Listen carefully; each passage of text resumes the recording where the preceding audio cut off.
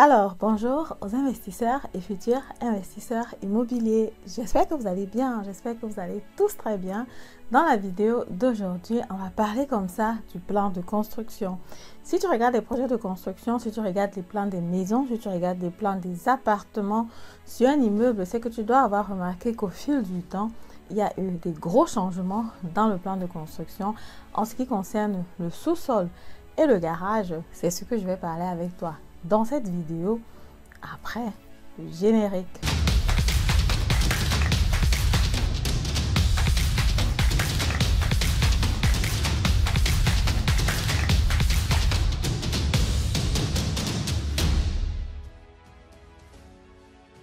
Alors, salut à toi, si tu ne me connais pas encore, mon nom c'est Madeleine Nitedem, je suis investisseur immobilier, entrepreneur dans le domaine de l'immobilier, auteur du livre Devenez millionnaire avec l'immobilier.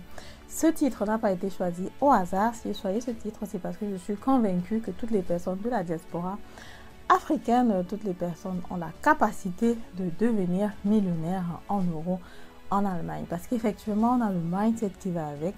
On a traversé des étapes très difficiles. On est venu en Europe pour pouvoir avoir du pactole. Autant le faire et autant bien le faire pour pouvoir retourner au pays ou alors tout simplement pour nos enfants, pour la future génération. Avant de rentrer dans la thématique du jour, je vais donc te rappeler comme ça quels sont les différents services que je propose. D'un côté, j'ai déjà la première consultation qui est gratuite. De l'autre côté, j'ai un coaching payant si tu trouves un bien immobilier dans ta zone qui t'intéresse, sur lequel tu veux investir et tu veux que je te donne mon avis, mon expertise par rapport à cela. Tu peux me contacter. Toutes les informations sont en barre de description.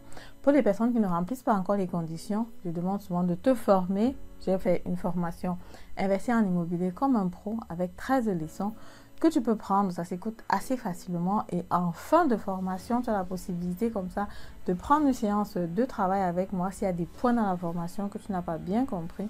Et aussi, la formation te donne droit à l'accès à un groupe WhatsApp où tu retrouves d'autres investisseurs immobiliers. Et dans ce groupe, on a notre Big Boss qui a déjà fait sa 5e acquisition immobilière cette année. Donc, tu penses que dans ce groupe-là, tu auras tout simplement beaucoup à gagner. Et en plus de ça, ce que je te propose ici, naturellement, c'est un accompagnement sur l'achat des biens immobiliers que je commercialise parce qu'effectivement, en tant qu'agent immobilier, je discute donc avec différents vendeurs qui me proposent ces biens immobiliers et que je peux aussi mettre à ta disposition si tu es prêt à te lancer. Voilà, plan de construction, au fil des années, les choses ont changé. Le point numéro 1 dont j'ai envie de parler, c'est le sous-sol. Parce qu'effectivement, quand je parle de mon histoire, quand je suis arrivée ici en Allemagne, quand je suis allée chez mon oncle, justement, il avait un grand sous-sol. Là-bas, à l'époque, il y avait juste un congélateur et quelque chose qui était stocké. Et lorsqu'on cherchait justement notre maison résidentielle aussi, quand tu vois des biens immobiliers qui ont été construits en 1980, 70, 90 et tout ça, tu vois qu'il y a généralement un grand sous-sol. Ça maintenant dépend des biens immobiliers. Il y a des biens immobiliers où le sous-sol c'est juste pour stocker les choses, dont les choses dont on n'a pas forcément besoin tous les jours. Par exemple, je sais pas, tu as la tomate, tu as le beurre, tu as un congélateur en bas au sous-sol. C'est aussi un espace que les hommes pouvaient utiliser pour s'amuser. Parfois, il y a une salle de billard à l'intérieur. Parfois, il y a des maisons où le sous-sol est vraiment complètement vivable, genre que voilà, si tu as des enfants et qu'il y a par exemple un qui a l'âge de 18 ans ou 18 ans, tu as peut-être par exemple un qui a l'âge de 18 ans et qui peut déjà vivre seul justement, pour qu'il ait son espace, pour qu'il ait son cadre privé, il peut aller vivre dans le sous-sol quand c'est bien aménagé, quand c'est vivable justement, parce qu'effectivement, il faut aussi que pendant l'hiver, que ce ne soit pas très froid, que ce soit vraiment chauffé, que quelqu'un puisse vivre à l'intérieur. Donc, plusieurs biens immobiliers, plusieurs maisons qui étaient construites étaient justement avec directement le sous-sol automatiquement. On construisait de cette façon-là. Plus le temps a avancé, plus ces choses ont changé. Moi, quand je m'intéresse à l'investissement immobilier, au départ, je pense aussi à un plan de construction. On a discuté avec plusieurs architectes, plusieurs sociétés qui font des constructions des maisons. Et chaque fois, ils faisaient des propositions avec des maisons sans sous-sol. Et un jour, je me suis posé la question de savoir, mais pourquoi on ne met pas le sous-sol sous la maison? Et une fois on discutait, ils nous ont dit non, le sous-sol, ça va te coûter de l'argent, ça va te coûter 50 000 euros. Donc, pour une maison normale, généralement, si tu avais un plan de construction de, je sais pas moi, 300 000 euros, directement avec le sous-sol, tu te retrouvais à 350 000 euros. Maintenant, la question se pose, est-ce qu'on a vraiment besoin du sous-sol? À quoi sert le sous-sol? Est-ce que le sous-sol, vraiment, sur le long terme, ça se rentabilise par rapport aux 50 000 euros? Du coup, avec le temps, peu à peu, les gens ont commencé à se désolidariser le sous-sol, quoi, parce qu'effectivement, on se disait, bon, 50 000 euros un investissement, on va juste stocker des choses comme ça, là. Est-ce que ça sert vraiment à quelque chose? Donc, aujourd'hui, notre maison, par exemple, n'a pas de sous-sol. On a dans le salon, on a une autre pièce qu'on appelle aujourd'hui, dans le plan de construction, on a appelé ça Ezatkela, donc remplacement de sous-sol, si tu veux. Mais on a un grand garage, on a aussi l'espace dehors et tout le reste. Mais le sous-sol, vraiment, il n'y a pas. Et quand je regarde aussi les maisons qu'on a dans le quartier, la majorité, il n'y a plus de maisons qui sont construites après 2000, par exemple, avec le sous-sol. Je ne sais pas s'il y a une autre raison particulière par rapport à ça, mais moi je pense que c'était beaucoup plus une histoire de coût, quoi, parce qu'effectivement ça coûtait beaucoup d'argent et on ne voyait pas vraiment l'utilité après, parce qu'on est aussi vraiment dans une société aujourd'hui qui ne veut plus forcément qu'on stocke les choses dont on n'a pas besoin, quoi, parce qu'effectivement si tu regardes chez toi où il n'y a pas de sous-sol, il y a certainement plusieurs choses que tu as stockées et que tu n'utilises pas. Et quand il y avait encore le sous-sol, c'était plutôt grave, quoi, parce qu'effectivement tu te rendais compte qu'il y avait beaucoup de choses dans le sous-sol qu'on touchait assez rarement. Maintenant, si on va aller du côté des maisons d'habitation, dans les maisons de location, les appartements et tout le reste, les appartements vont généralement être sur les immeubles. Et sur les grands immeubles, le sous-sol, c'était vraiment compliqué parce qu'effectivement, tout le monde ne pouvait pas avoir un espace, quoi, parce que l'immeuble est tellement grand. Donc, du coup, le sol n'existait pratiquement pas. Bon, c'est vrai que pour cette année, les appartements que je commercialise, on a des appartements avec le sous-sol. Quand il n'y a pas beaucoup d'appartements sur l'immeuble, c'est toujours possible d'avoir un sous-sol, mais seulement plus le temps passe, plus justement les personnes, voilà, se désolidarisaient de cette histoire de sous-sol parce qu'effectivement, plusieurs personnes l'utilisaient, par exemple, ne voyaient vraiment plus la plus-value du sous-sol.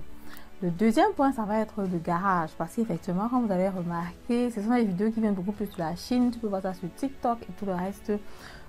Comment est-ce qu'on vit de façon compacte? On appelle ça en anglais compact living.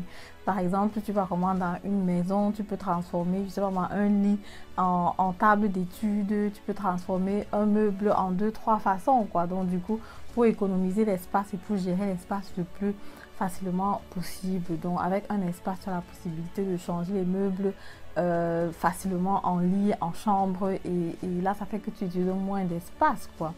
Du coup, c'est aussi une idée par rapport au garage pour se dire ok, les personnes qui construisaient les maisons prenaient généralement 2 garages. Bon, une famille normale a généralement besoin de 2 places pour garer la voiture, quoi, parce que généralement le père a la voiture, la mère a la voiture. Bon, après aussi les enfants quand ils ont 18 ans, par exemple mon fils il a 18 ans cette année, il a encore la maison, il fait son permis, il a besoin d'une voiture. Finalement, on se retrouve facilement avec 3 voitures. Donc en Allemagne, il y a plusieurs personnes qui se retrouvent avec minimum 2-3 voitures.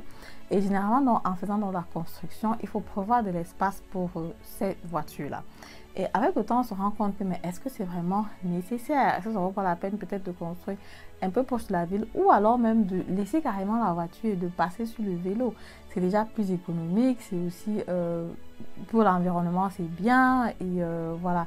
Du coup, ça fait aussi qu'on économise de l'espace et ça fait aussi que les coûts pour acheter par exemple un terrain qui est par exemple plus grand va diminuer parce qu'on est sur la logique du compact living. On se pose la question de savoir est-ce qu'on a vraiment besoin d'autant d'espace que ça, quoi?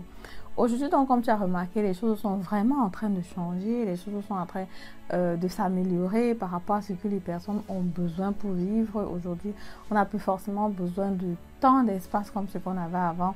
Aujourd'hui, il y a beaucoup de maisons que je visite où on a un sous-sol qui est complètement abandonné et que personne n'utilise et qui n'a pas été vraiment entretenu. C'est tout simplement un gâchis pour l'argent qui a été dépensé par rapport à ça.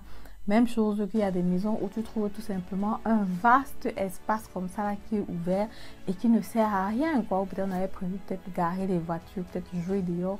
Après quand les enfants sont partis, ça devient compliqué. Du coup, l'État doit réfléchir par rapport à comment est-ce qu'on fait pour améliorer, pour optimiser et utiliser cet espace-là. Et du coup, donc, selon les moments où on a construit le bien immobilier, tu te rends donc compte généralement que l'idée de construction était vraiment différente et plus le temps évolue, plus les choses changent. Il y a par exemple à Berlin aussi ce qu'on appelle les Hochbau, donc du coup, les maisons qui avaient une forte hauteur. Quoi. Donc, vous avez dit, tu as dans une maison, tu vois, par exemple, qu'on a une hauteur de 3 mètres carrément.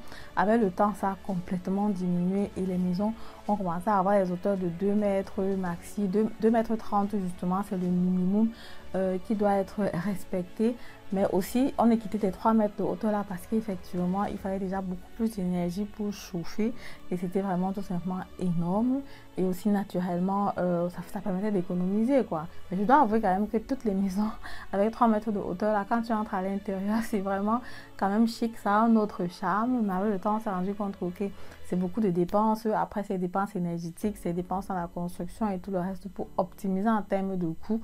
On s'est dit que, ok, on peut aussi construire un truc à donc 2 mètres 30, 2 mètres 50 maxi, c'est aussi vivable, quoi, parce qu'effectivement, les personnes vont être généralement en grande taille jusqu'à maxi 2 mètres et puis c'est bon, quoi. Donc, du coup, on est allé dans ce sens-là pour la construction. Tu remarques donc qu'avec le temps, les choses ont changé.